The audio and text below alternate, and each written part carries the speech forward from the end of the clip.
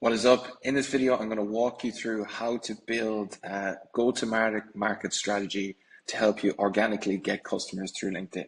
So a lot of people posting content and doing outreach, they're trying to figure out a simple, easy to follow system that they can repeat over and over and over again that will actually bring in customers. I know a lot of people struggle with consistency and actually, writing posts that have results more than impressions and generate leads.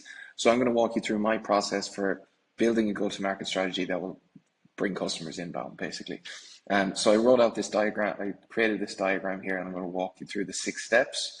So I'll zoom out a small bit so you can see. So the first page, I'll move myself here to the side. So the first step is to create your value proposition statement. So might seem pure basic, but so many people skip it, and when they do, it just means they're not going to get any results because they don't have a point of clarity about what they're actually doing. They're just kind of throwing shit at the wall and hoping something will stick. But when you have a value proposition that clearly explains in 2 seconds what you do, it becomes a lot easier. Your messaging becomes a lot easier.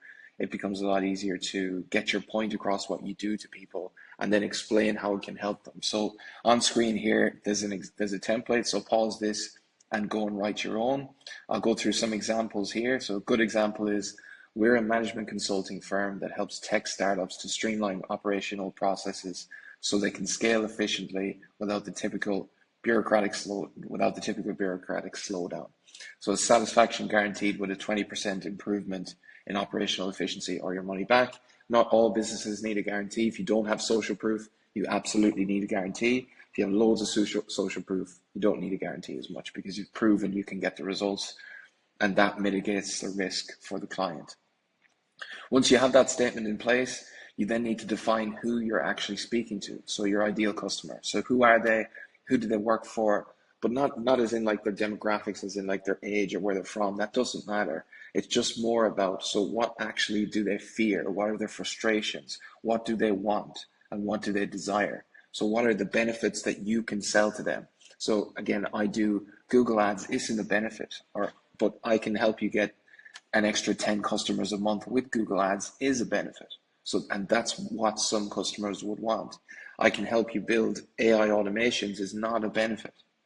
I can help you build AI automations that will cut your fulfillment by 90%, allow you to take on an extra 6 clients a month without increasing your expenses, and at the same time reducing the stress that it takes to run the business by 95%.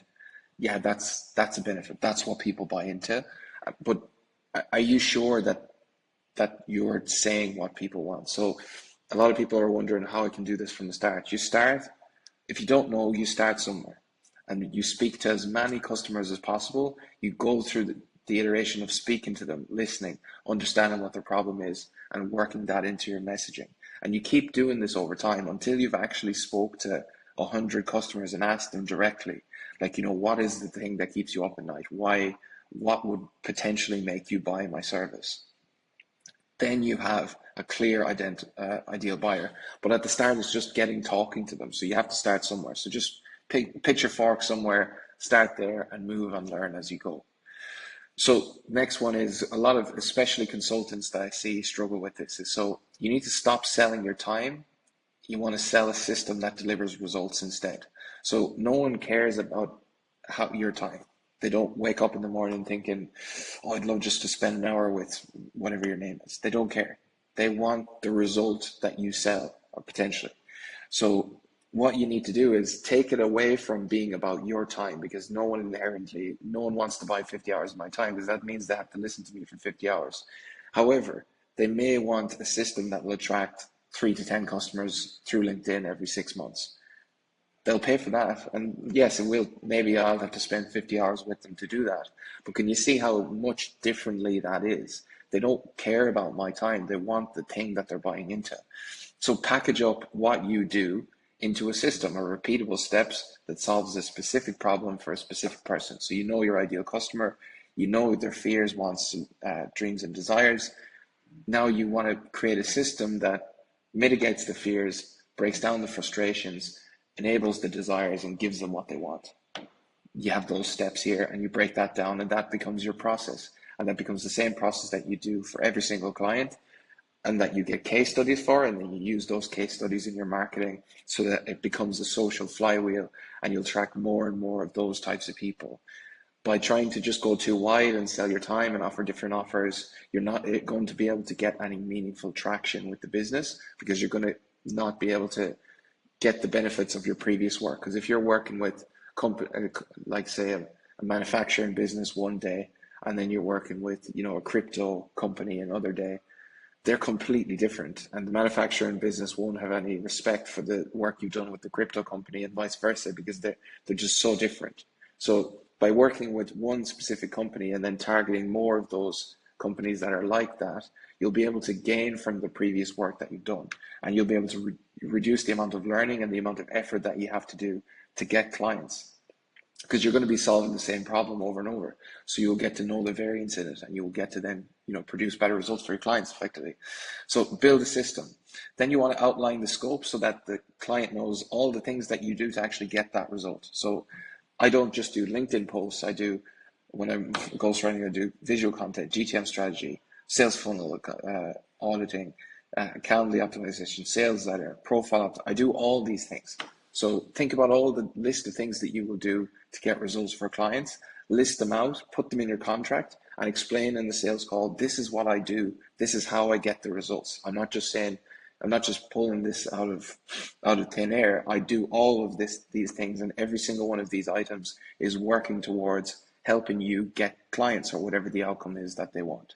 Outline the scope, and this is how you can justify larger prices, because it explains, you want them to think, oh, they do a lot, not just they're winging it and doing a bit of work and then charging exorbitant money for it. You want to make sure that they know what they're getting, and it wants to be good value, even if the price is high. So setting a guarantee. So your guarantee should be inversely proportional to the amount of social proof you have. So if you have absolutely zero social proof, you need a really good guarantee. And if you have loads of social proof, you don't need a guarantee. However, if you have some form of guarantee, again, it will just help you further, because it's just everything that goes towards you building trust. It'll make it easier for you to sign clients.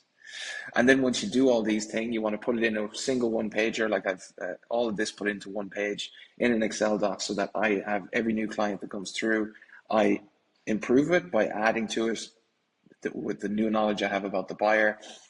Testing different angles with my guarantee, testing different angles with the scope, what worked, what didn't.